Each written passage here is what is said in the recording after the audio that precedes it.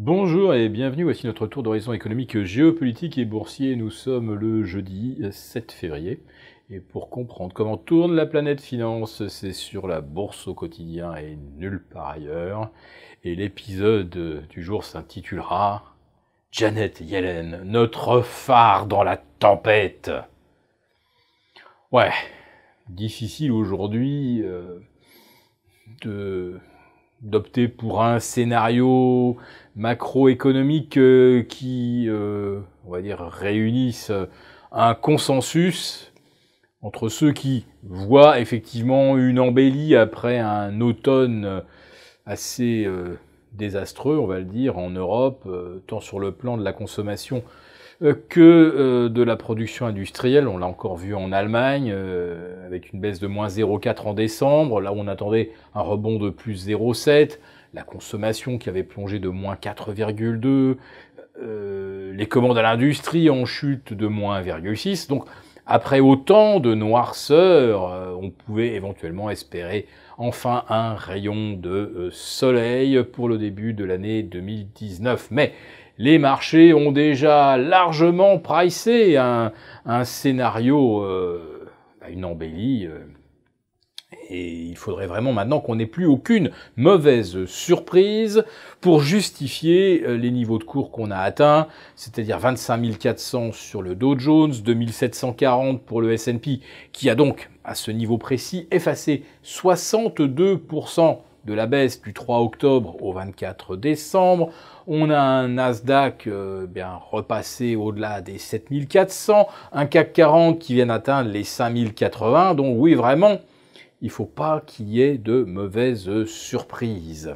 Alors autrement dit, ça, si on achète aujourd'hui, on joue un petit peu son avenir à pile ou face, eh bien, grâce à Janet Yellen, vous allez enfin pouvoir prendre des décisions en toute connaissance de cause et laisser de côté tout le côté hasardeux, subjectif d'un investissement boursier, puisque Janet Yellen nous a donné hier soir la clé concernant la politique monétaire de la Fed.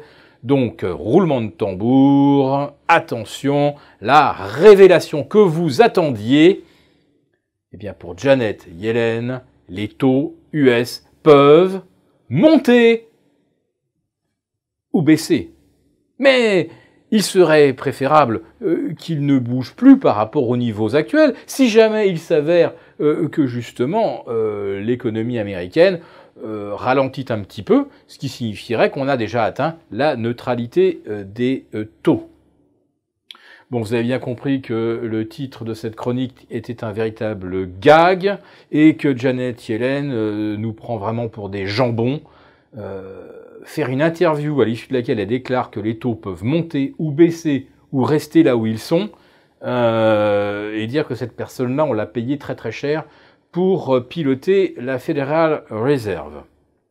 Alors, on a bien compris au changement de ton de Jerome Powell qu'il n'y aurait pas de hausse de taux dans un avenir prévisible. On a bien compris désormais que la Fed navigue à vue, et c'est exactement ce que nous dit Janet Yellen. Et en fait, si sur la période 2017-2018, la Fed avait adopté un rythme de hausse trimestrielle, on avait l'impression qu'elle maîtrisait le calendrier, et que c'était un petit peu la Fed, le maître des horloges. Et puis d'un seul coup, on découvre que finalement, si le vent souffle, la Fed abattra la voilure, et au contraire, elle hissera le spinnaker si jamais les vents sont un peu trop faibles. Bref, il n'y a plus aucune perspective d'aucune sorte à la Fed. Pourquoi les marchés seraient-ils plus inspirés? Comment les marchés seraient-ils mieux que la Fed où on se dirige, puisque la Fed elle-même ne le sait pas et que Janet Yellen le résume d'une seule formule: les taux peuvent monter ou baisser. On verra.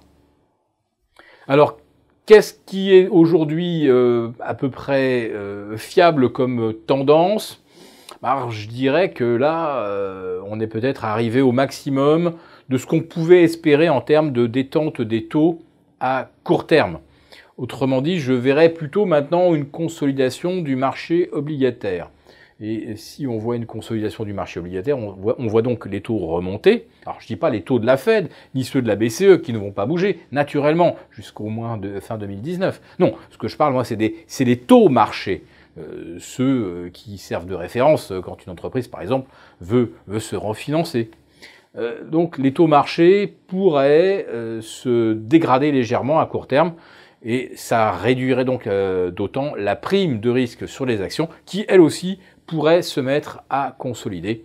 Autrement dit, vous avez compris que si nous avions déjà vendredi dernier conseillé de prendre des couvertures quand le CAC 40 était à 5020, ce conseil est d'autant plus impérieux que nous sommes maintenant aux alentours de 5070 et que ça fait 3 jours qu'on plafonne à ce niveau.